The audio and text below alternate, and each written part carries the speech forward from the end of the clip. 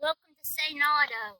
Let's go up to the barn garage and see what Victor's into today. Sane Auto produces DIY auto repair videos and tool reviews. Hosted by retired ASE certified master mechanic Victor Sane. And he's a cutie pie too.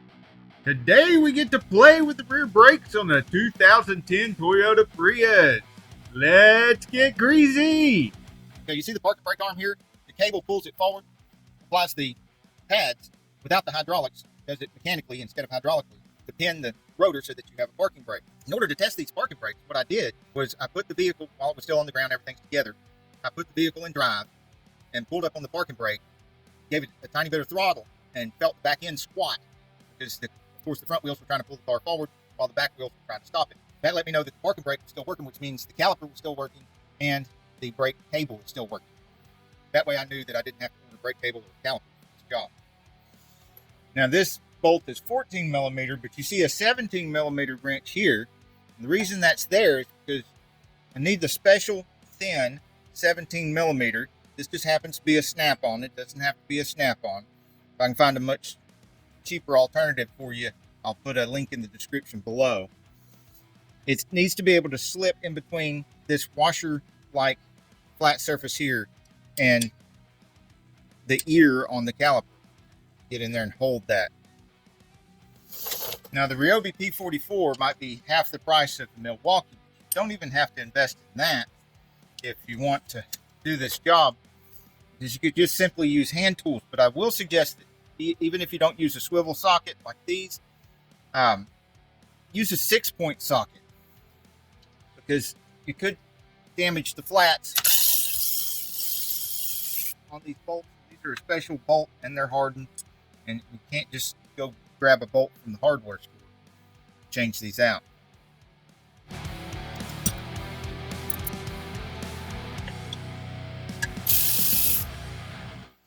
The fact that you can unlock the head and move it around on the Ryobi is an advantage over the Milwaukee, but the Ryobi is not nearly as powerful as the Milwaukee. Now these 14 millimeters that hold the bracket on, 14 millimeter, by the way, is the same as 9/16. Virtually the same. Getting an argument.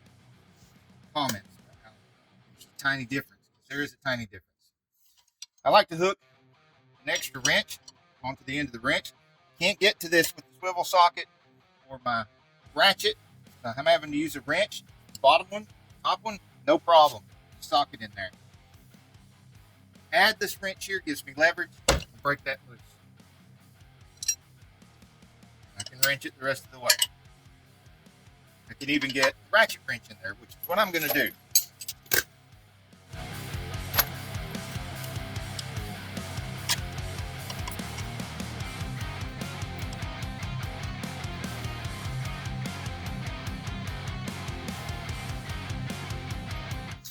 Now these are thicker, the actual bolt is thicker, even though the head is still a 14 or 9/16. The threads are thicker for the bolts that go to the bracket.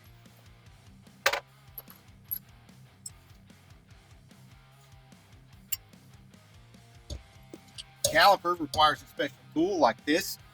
Push the caliper piston back into the bore while spinning it. Always leave one side together. Never take both sides of the brakes apart at the same time, because if you ever forget where something goes, you can always look at the other side and have it taken apart. So I like to do one side start to finish before doing the other side. I think I remember by now exactly how brakes go, and I do. That wasn't always the case. Now, you need a little vibration. Get this rotor off. Divided by PFH. Now, normally if you're going to cut the rotors and put them back on, you want to look for these history marks, which this one happens to have one in every spot. Usually they'll have 2 or 3 of these holes, not 5. So you want to know where the history marks are. Clean off the inside of the rotor, clean off the hub, and then try to put it back where the history marks are the same spot they were, so you don't have rotor pulsation. We're putting new rotors on it. Before getting the hub off, there's a connector for the anti-lock brake sensor. And on the bottom here, I don't know why they put it on the bottom. I guess to make it the hardest to get to as possible. There's the little pinch release. So you got to pull up from the bottom to pinch that thing and get it off. That wasn't so terrible. Let's turn it over where you can see it. See the pinch release right here? Pinch that. Pinch it to the outside, and then that part on the inside lifts up and releases. This is also 14 millimeters.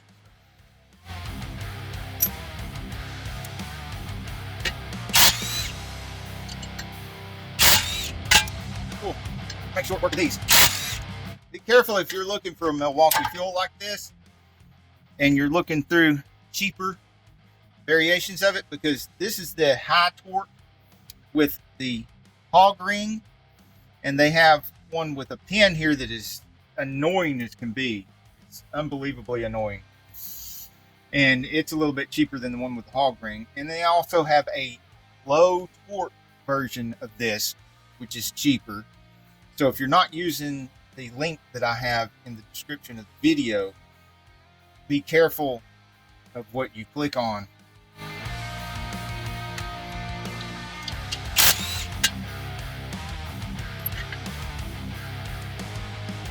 Never pulse the light comes up. Keep the FH that. Do need to get the backing plate off here without it getting bent. Wipe this down so none of that trash gets in between the hub and the suspension.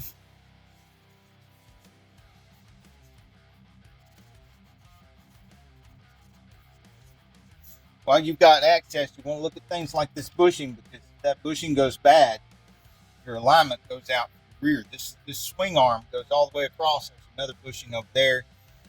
And that bushing gets a lot of work.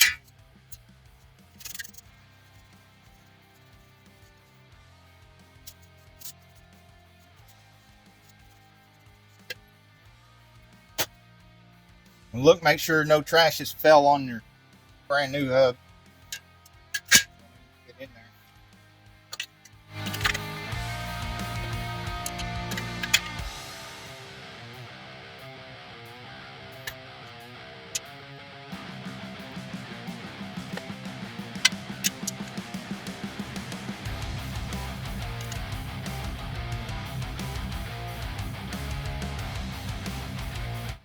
I like to always get started every single bolt in a set before I tighten a single one of them down. That way we don't have a situation where the last one is having a hard time lining it up. They'll all line up nicely. They're all loose.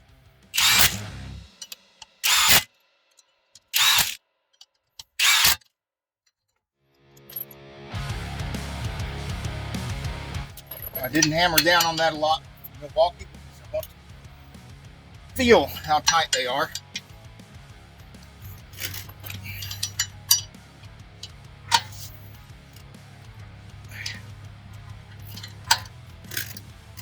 There we go.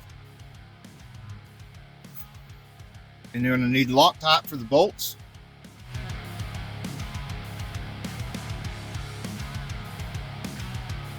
My drain bucket for the fluid. 10 millimeter to take the bleeder loose. Want the fluid to escape and go into a drain bucket, because if we force that fluid back up through the hose into the system, we could damage the anti-lock brake system or the brake master cylinder, neither one of which we want to buy.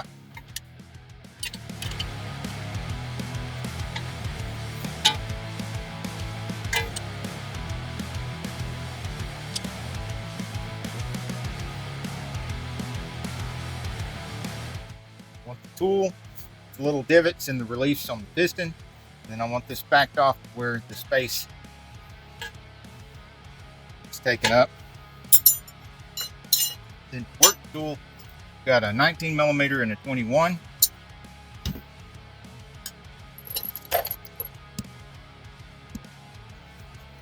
$19 goes here, make like a handle. 21 here, like a handle. choked up on the wrench because I don't want to put a lot of pressure on this. I want it snug. Parking brake needs to be in the off position while doing this. See some of the brake fluid coming out. That's when I turn this and turn that piston. The piston went in a little bit and forced some of that brake fluid behind it out. Now we got a little slack here again, which means I've got to back this off a little bit to take up the slack. Again, I'm just using fingertips. I'm choked up on the wrench so that I don't want to put any real pressure on this. I just want to take up the slack. Once the slack is taken up, then I can turn this in a little bit more. Fluid coming out.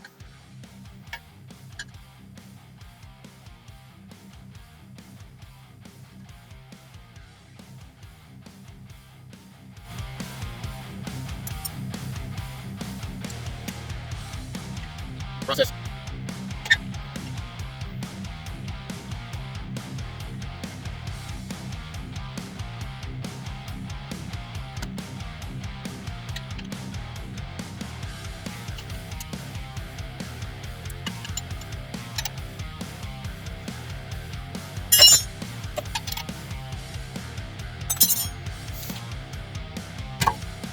Last bit. Hold on to that. Pressure and close it. Brake leader. Then relax. Don't want to pull any air in it. And that piston looks like it needs to go in a little bit more.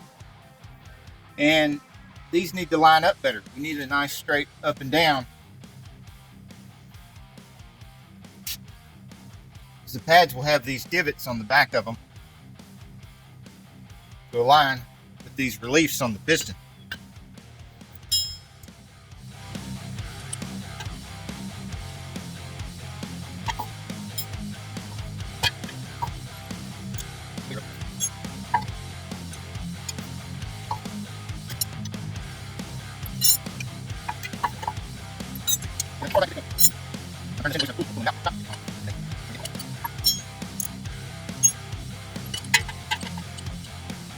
When you're sure the piston's lined up where it will accept the brake pad correctly, and it's had a chance to sit in there and relax, I'm going to open the bleeder one more time, and let it sit there a little bit and watch for air bubbles. Keep it nice and still, watching for air bubbles. This is called gravity pull. Just letting gravity pull the fluid down through here. And since the bleeder is near the top, the bubbles will come up to the top and come out the bleeder. Now on this particular system, if you were to turn the car on and put slight pressure on the brake pedal while this is open, the anti-lock brake system will actually force fluid out of here for you and any air that's in here. But it's going to be coming out quickly, and you quickly deplete what's in your master cylinder reservoir. So you want to be very careful if you're doing that. I'm not seeing any air bubbles at all, so I don't think that's going to be necessary at all.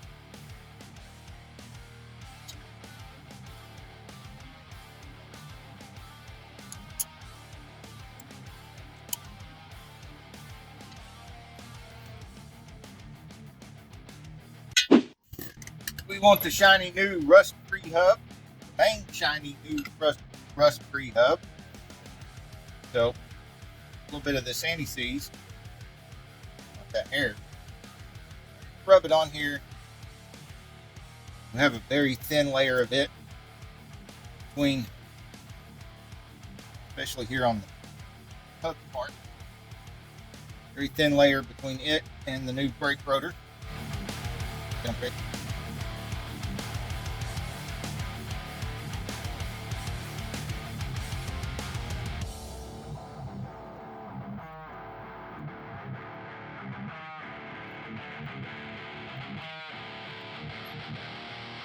Sounds like a jet back on, but there is. All right, get the excess off of here. Take out the rotor. Right. There. Here, put it on there, right? Take all of it off. 310 later.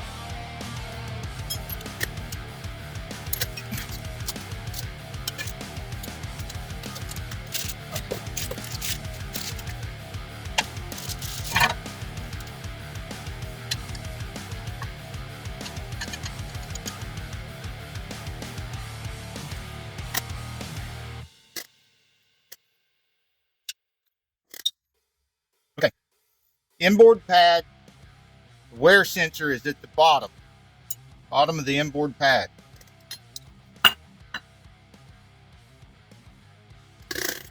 Okay, one thing you want to look at on pads to get a kind of an idea of the condition of the caliper and the caliper pins is there even wear? Both of these look like they're almost exactly the same amount of wear. This looks like it's a little thicker over here and thinner over here. Can you see that? Thicker here, thinner here. That means that one of the pins is probably sticking more than the other. So take them both out and clean them. Need to do that anyway. All right, got a line right there. The top pin.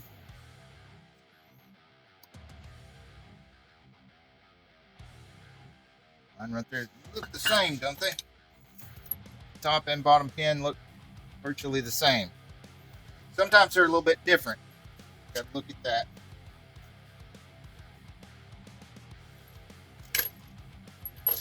Doesn't matter, carb cleaner, DB blaster, WD-40, whatever you want to do. Get it in here.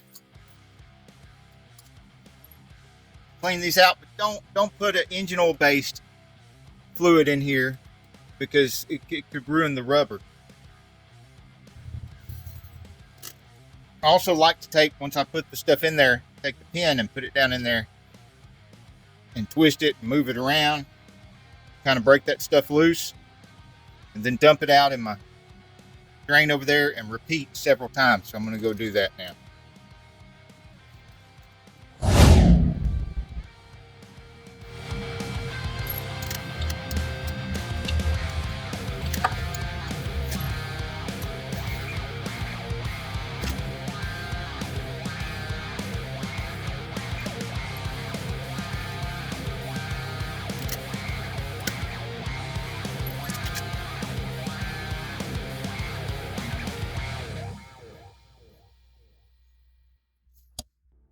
Oh, look how easy that moves now.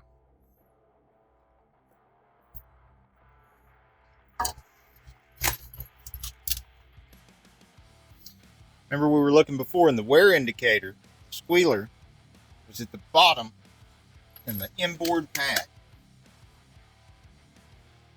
Pads go down, push against the springs and just kind of roll it in there. Same thing out here, down. This bottom edge touching the rotor. Compress these little springs and roll it in there.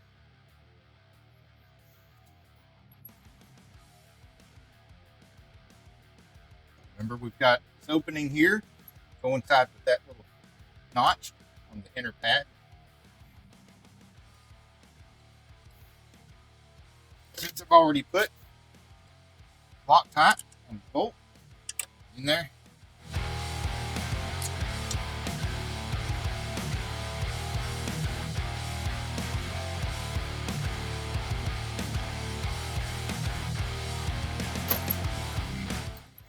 you got to use the thin wrench again.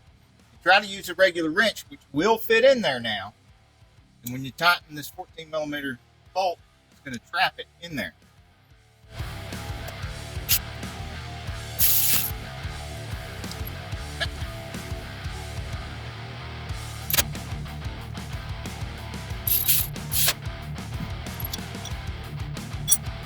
And we think we're done, but we're not.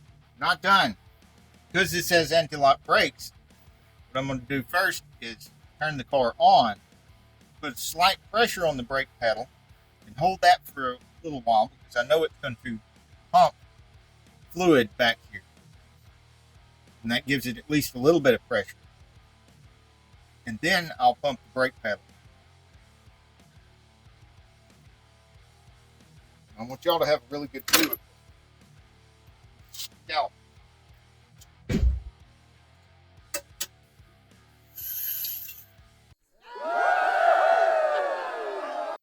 I immediately got an ABS light. Guess what I forgot? Forgot to plug in this wheel speed sensor.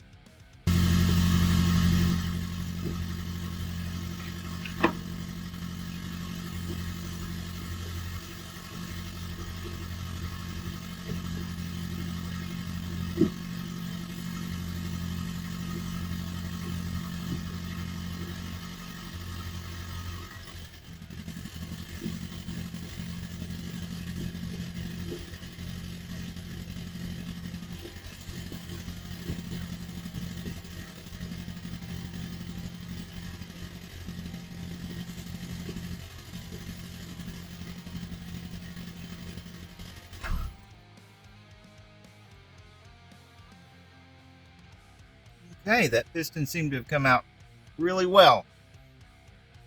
Now, could y'all see the arm move when I applied the parking brake? I applied it 3 times and let it off 3 times while I was pumping the pedal to make sure that the piston could come all the way out as far as it needed to take up any slack between the caliper, the pads, and the rotor. Now, I also want to verify that without my foot on the brake and without the parking brake on, that I can easily turn the rotor. And I certainly can. Look how easy that is. I know you can hear the brand new brake pads touching the rotor. They will do that. In normal operation, there'll be heat between the rotor and the pads. And that heat will create a gas between the rotor and the pads, creating a gap between the rotor and the pads. And then you won't have that sound.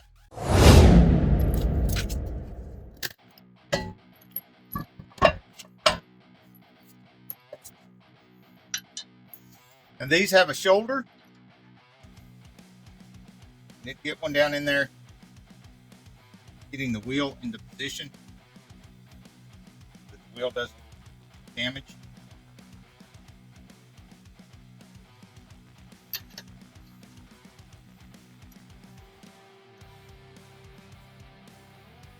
In there. Now, it'll be a lot easier to line these other ones up. That one in there.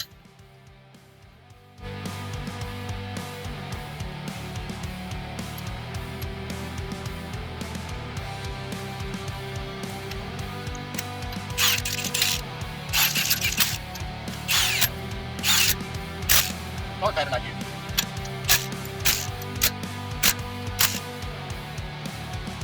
Hey, if you like this video, we got a whole lot more. We got tool reviews, we've got repair videos, we've got show car videos, hot rods, mod rods, you name it. If it's got wheels on it and an engine, it's probably on this channel. So subscribe, like, and binge watch Sane Auto. Binge watch Sane Auto.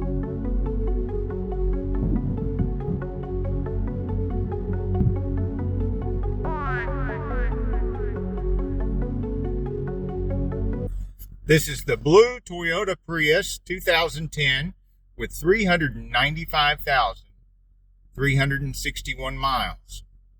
At this time, it has been averaging 42.4 miles per gallon for over 1,000 miles.